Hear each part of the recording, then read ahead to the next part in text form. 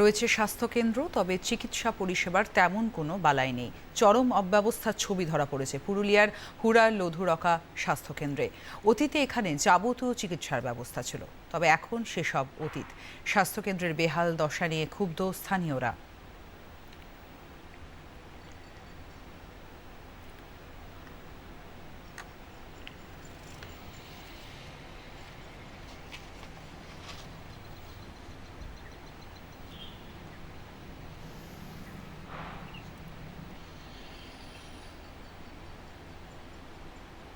পরিস্থিতি খুব খারাপ অবস্থা। রাত্রিবেলায় সমাজ বিরোধী কাজ হয় এখানে। হাসপাতালে লাইট নাই, বাল্ব নাই, জানলা কপাট সব ভাঙিয়ে চাতুর হয়েছে, যে যা পাচ্ছে নিয়ে যাচ্ছে।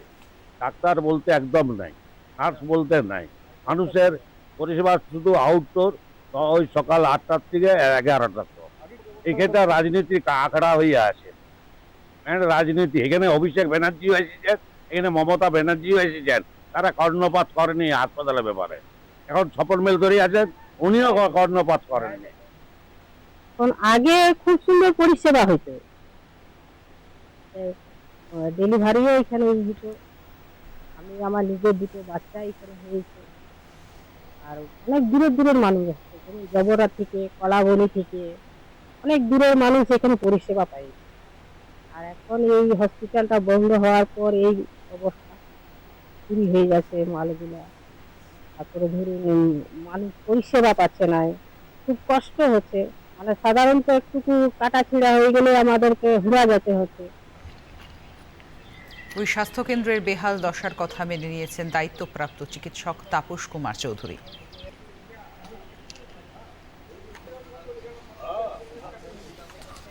ইন্দোরে 10 বেডের হসপিটাল ছিল। 10 বেডের হসপিটালে পেশেন্ট অ্যাডমিশন হতো, ডেলিভারি হতো, এবং ইন্দোর পরিষেবাতে যা যা দেওয়া প্রয়োজন সমস্ত কিছু দেওয়া যেত সেই সময়। এখন আউটডোরে যে পরিষেবা দেওয়ার দরকার এবং গভর্নমেন্টের যেসব স্কিমগুলো আছে সম্পূর্ণ স্কিম অনুপাতে এখানে সব কাজ করা হয়। ইনডোর পরিষেবা ছিল, মানুষজনের পরিষেবা পেত। এখন ইনডোর পরিষেবা কোনো কারণবশত বন্ধ আছে। কতজন রয়েছেন আপনারা এখানে চিকিৎসক? আমরা এখানে একজন মেডিকেল অফিসার, একজন ফার্মাসিস্ট, দুজন সিস্টার আর একজন রক্ত পরীক্ষক।